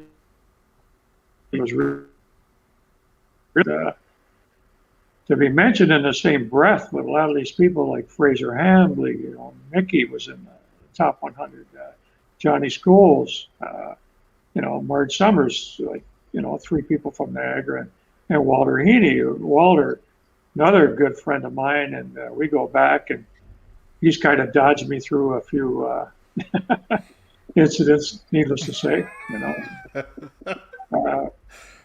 Walter could probably tell you stories too. That's for sure. He used to just shake his head at me. I don't believe you're for real. And like I said, Paul Aslan said I sold my soul to the devil. That's the only reason I kept winning. But as much as I had a good time and partied and had fun, I always came to play the next day. I never let the team. I can honestly say I never let my team down. Whether I was out all night or I was in bed early. I remember Aslan in '84 when we won night before the second round robin. You guys get into bed. Keith Porter, great big fella. You guys get into bed early there. Yeah, okay. So me and Keith were rooming together then. And so Paul came in and checked on us about 11 o'clock, and we're both in bed. Walked away. 10 minutes later, me and Porter were out the door. Out all night. Performed the next day, good enough for us to win. So, we had these things that go on. I guess I was a bit of a character, needless to say. But I enjoyed the game. I loved the game. I tried not to, disappoint people. I wore my heart on my sleeve. When I bowled Niagara, when I bled Niagara blue. I'll tell you, it's where I came from. That's why it would have been nice to wear blue Nova Scotia. Yep. Yeah. Yeah. You Still can. have to Just have, got to get him back on. That's right. you have to have that in the game. And you got to be able to let it go when you walk off the lanes. I know it's hard, but it's a game. Okay, it's not life and death. We treated it like life and death. Believe me, in the 80s and 90s, we treated it like life and death. The way I was bad that way. But it's a game. But don't miss what goes on around you. Besides, you get to meet people. I've got friends, that I haven't, been to the Nationals in years, but I have friends across all the provinces that I still keep in contact with. Kevin O'Leary in Newfoundland. Just a terrific guy because we had more, good trouble, fun trouble. Needless to say. But you're absolutely right. Bob Gaylor, like I said, Bob Gaylor, he took a half an hour to throw the ball, like 2 drinks in between. That was another thing I liked about KG. That was the first tournament I ever went where you could drink on the line. Didn't have that back here. We had strict rules. No, so that was pretty neat. Should come to play the WCBT. Yeah, Yeah. come to the tour. Yeah. Obviously, you've played a few decades here, Don. That what are some of the biggest changes that you've seen in the game, for the good or for the better? And is there anything that you would have changed earlier or wouldn't have changed? I guess. Go on that topic for a couple minutes. I'd say we got to think about that. Like I said, don't forget in the beginning we had wooden pins, great rubbers, like wooden lanes. Pinfall was out of this world, compared to what it is now. I think if we'd have gone to more sponsors, like the CBC show was a real stepping stone for us. We just couldn't carry it on. Like we had championship bowling too back in I'm going to say the 60s.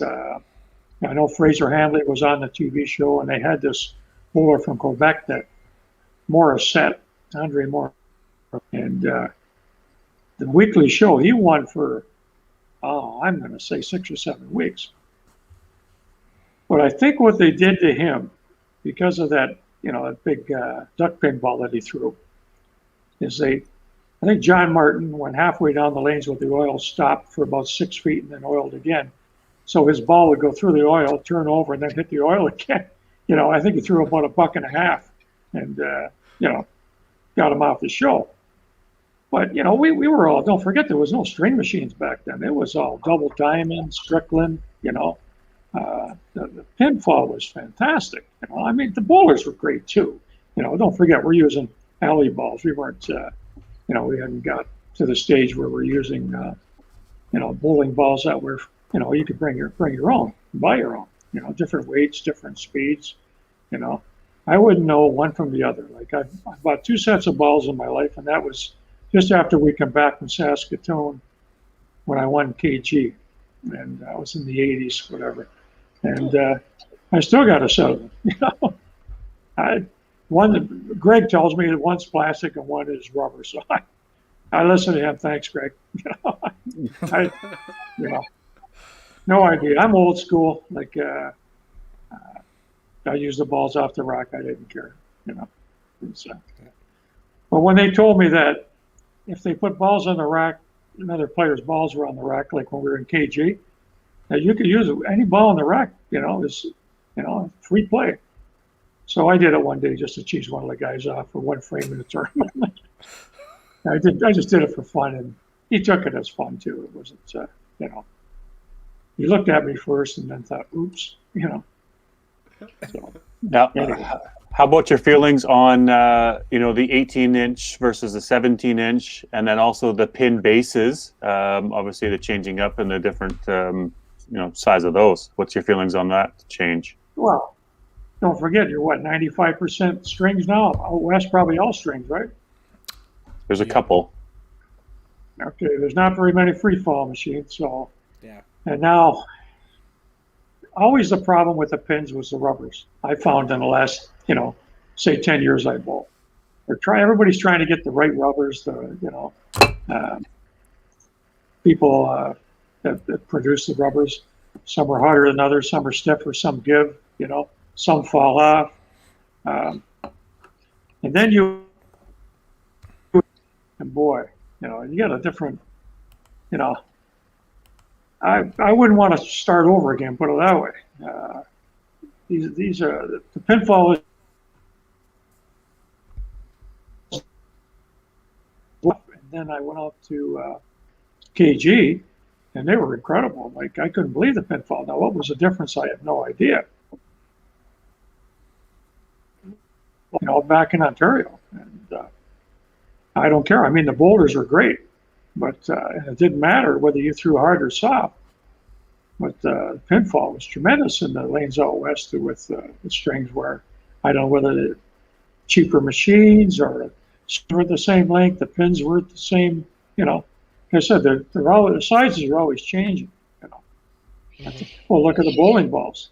How many different, look at Greg Seller, he's got about 7,000 balls in that bottom, And Yeah. the game has really got special. And to me, it started when they brought in the personalized balls. When we were out at KG and that first came out, we bought 3 there. I gave 2 to Mickey and I took 1. I said, you think, because we're not going to be on the same lane. And I could see the advantage, you've got the same weight all the time, And, but I think they're changing the pins. I don't know if they're changing to help the game or hinder the game. I don't know. You can only go so far with this. You go any farther, it's going to make the game worse. They made the changes in the game way back when they took the counter pin out, because the average bowler would go out and he'd miss, the corner 2 out of 3 times. That was the counter pin. And he got frustrated and didn't want to bowl anymore. So the West had the bright idea about taking the corner pin out, and we didn't take it out that year. And that was the first year that, they didn't have the Canadians. They had an East-West championship. And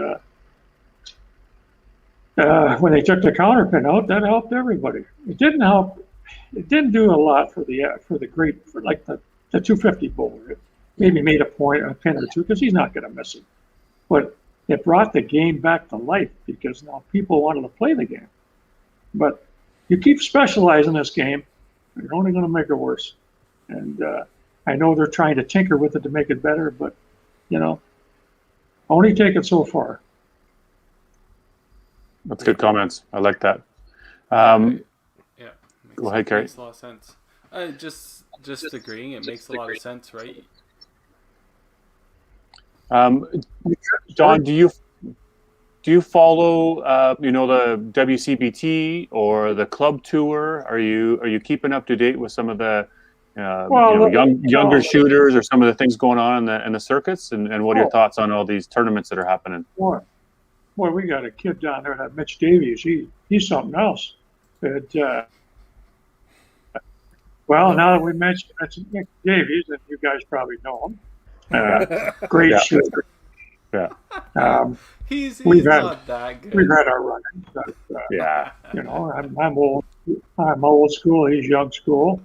And it's the way things are. In fact, we have a tournament named after my dad back in St. Catharines that's been running for, I don't know, pretty close to 30 years now.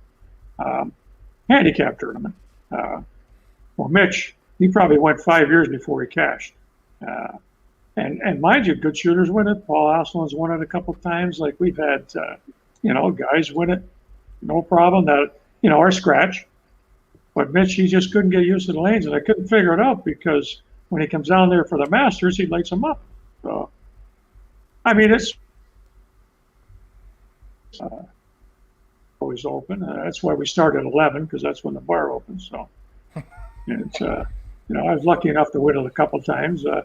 My father would roll over in the grave knowing that it's a handicap, because he always felt that was, tournament is for, no handicap. You bowl scratch, or it's not a real tournament to him.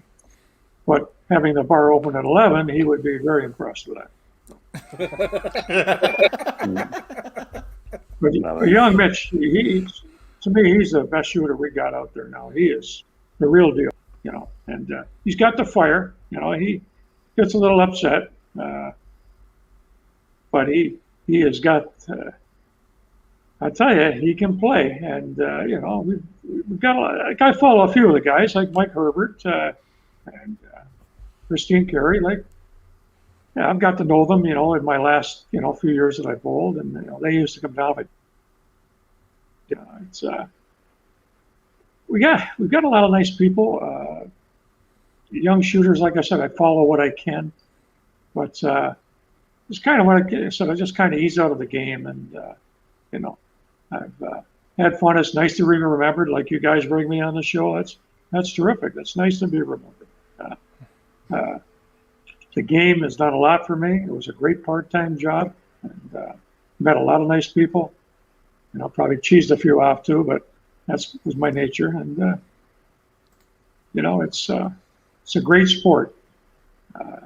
it was a great sport when I started out because it was, you paid, I don't know, 50 cents to bowl or whatever, and your shoes were free. And the neighborhood I grew up in, the West End, was a tough neighborhood, and who could afford these things?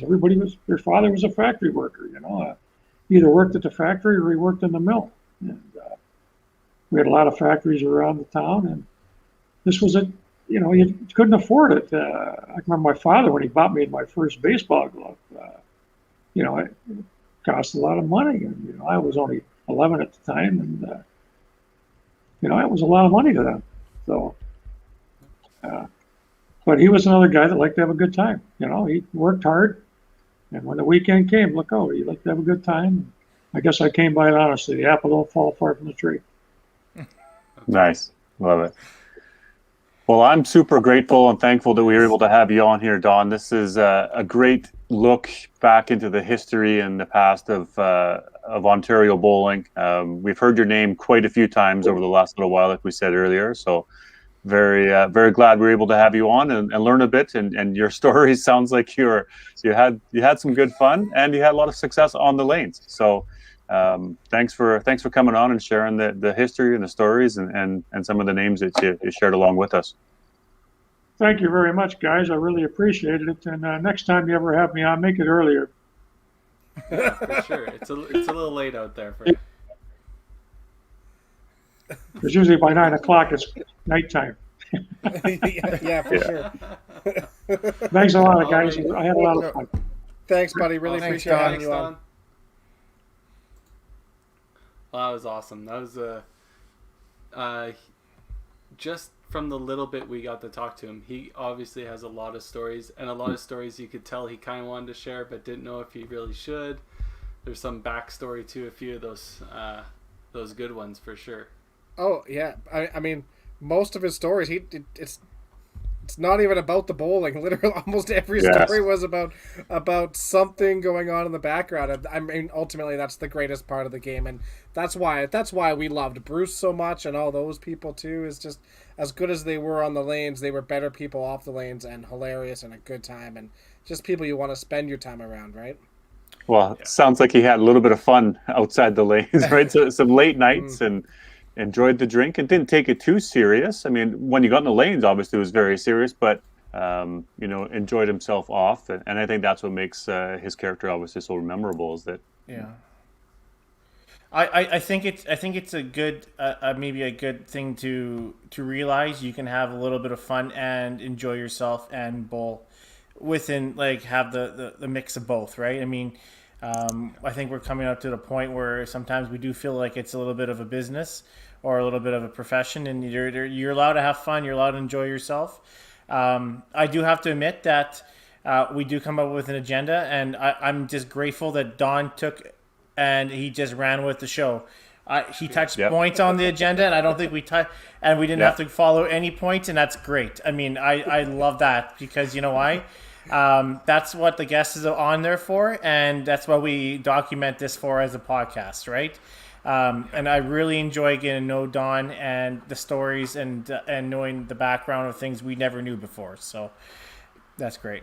Yeah, I'm really looking forward to. I hope he plays a lot more Candlepin and tries to make the Nova Scotia team again. Stuff with live streaming stuff like that. It'd be pretty neat to actually watch him play, and obviously not being of that era, we didn't get to see him in his heyday and stuff like that. We'll have to scrounge the archives and see if we can pull up some old CBCs and TSNs with him on. But yeah, like you said, DB, we've heard stories over from Greg Pederitis and Barker and Talbot and all those guys talking about him, and now we actually get to put a face to the stories, and I believe every single one of them for sure. Yeah, for sure. I feel like I said it during the show, but I think that Don and I would have gotten along just fine in some of the after parties and some of those things and some of the pranks and, eating the pizza, taking furniture out of a room, putting guys into elevators. I mean, this was my wheelhouse. I didn't take it too serious, and playing other sports. I think that was important too. Like, you talked about the baseball or talked about the basketball, right? So for him, or bowling was a little bit of a secondary thing and that grew over time, but it wasn't so primary early on, and you could just allow yourself to have some fun. I know we all do that, but yeah, I definitely think that Don and I would have gotten along just fine. So, and still would, right? So yeah. And even his stories about like how the Masters was so expensive and the tour stuff, and it still all holds true today, right? There's a lot of reasons people don't play Masters due to the time restraints and the cost. And he was saying at least they got $1,000 back for winning. Like, what do we get back? 300? I know we don't have the numbers Ontario did for sure, but we do the same thing. We pay for hotels. We go 3 times a year to go play these tournaments and might win $300 back, right? It's it's an expensive sport, and I'm just happy that we have the amount of people that are still involved in it. Yeah, it's exciting to be able to be part of this podcast for one, but also the WCBT tour.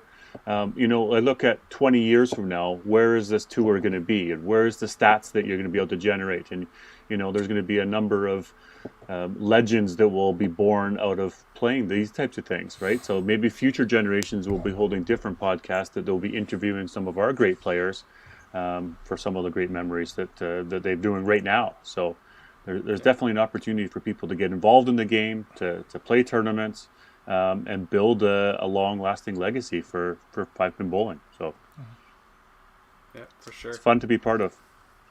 Absolutely. So, Tim, who do we have on for next week? We have Doug Clark. Finally got Dougie on after a while.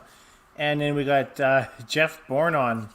So yes, I'm excited for both of them. Doug is going to be awesome, and Jeff will be great too. I'm hoping he follows the agenda, because Jeff won't. No. He's going to just break out his song. We're just going to go like this. So it's going to be great having both of those on. And then once tax season finishes up for Carrie in about 2 days, we can work on the 100 podcast. And we have some really good ideas that we've been putting in our group chat that Carrie hasn't listened to yet. So he's going to have to go back and maybe look back at those. So we'll go on that. For sure. Yeah. And then even after that, though, into the 100s, Tim, I know you're working on a great lineup of people, and John Willock here, says honoring the stars from the past, and that's right. There's a ton of people that are on Tim's list that we're starting to work our way through. But absolutely, if you think that there's a quality guest that has some good stories and would be good for us, fire Tim a message. Right? There's lots of people. So something I was thinking about for the 100, and we haven't really talked about, was maybe coming up with a Google Doc and saying what your guys' top 5 guest is and top 5 favorite moment is or funny moment from our podcast. Maybe I can add a question is what guest you might want to see on there, and then I can compile that. It makes it a little bit easier. Daryl and I have a list of about 150 different guest members we have interested on there that we talk about daily. But I mean, hey, adding people to the list doesn't hurt, right? So I always enjoy adding, talking, and learning about new people. So. And Tim, you do a great job of getting the agenda put together and doing the bio. And I know you put a lot of work into talking to the people beforehand and debriefing them and getting some history. So good work on that. Keep it up. Absolutely. Yeah. You bet. Perfect. So we might as well move on to our all-star draw of the week. So if you commented in the chat, Dexter diligently put your name in. Did I ever? I even got John Willock in there at the last second, and then completely skipped over Jeff Watts. Perfect. Just the way Jeff likes it. So, how many times are we randomizing it today, boys? I think Don had 3 perfect games, so let's do it 3 times. Yeah, good shout. Yep. All right. Here we go. Once. Twice. All right, let's see who the winner is. No, Jeff, we're not going to randomize it 69 times. Oh. Ooh, this will make Jeff happy. Marla Marla. wins. Nice. Congratulations, Marla. We'll send you a message tomorrow in regards to it, and I think we just need to gather your email address, and then we'll get All Star in contact with you for their prize of the week. So thanks again, everybody. The chat. For everybody that chats, we do read them as they're going. As you can see, I smile and laugh and giggle at some of them. They may not all make the screen. We try and pick out the ones that are specific to our guests, saying hello and stuff like that. But don't ever think we're not reading the chat. Your comments and your insight is definitely engaging for us, and hopefully it's engaging for everybody else watching Well, too. except for Jeff Cannon mentioning the visor or the headband for the 97th time. 97 Connor McDavid time. Like, I think that's Very- gotta go, bud. Gotta There go. it is. There it Yeah, is. get some new material, Cannon. No, Get he's some new totally material. engaging. Jeff, Yeah. keep it coming. Yeah, if you want to be on the show ever, then you might want to stop chirping about the visor. Just saying, pal. Yeah. He's on the no-fly zone, I think. Awesome. Well, we'll see everybody next week, and Thanks, again, everybody. guys. Yeah. Okay. See you guys. See you guys.